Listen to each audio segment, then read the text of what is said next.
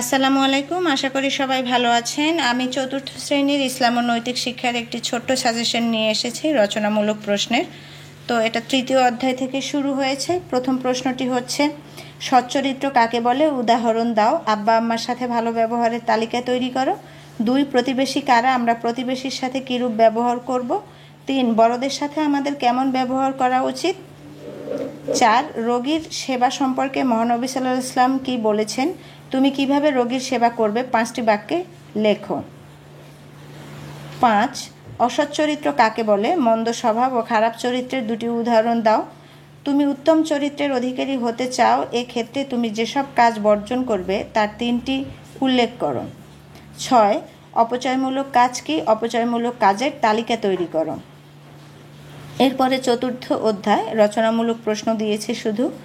1, কোরআন মজিদ শিক্ষা সম্বন্ধে মহানবী সাল্লাল্লাহু আলাইহি ওয়াসাল্লামের বাণীটি উল্লেখ করো এবং তা বর্ণনা করো। 2, হরকতযুক্ত আরবি বর্ণগুলো খাতায় সুন্দর করে লিখো। 3, সূরা আন-নাসর-এর বাংলা উচ্চারণ ও অর্থ লিখো।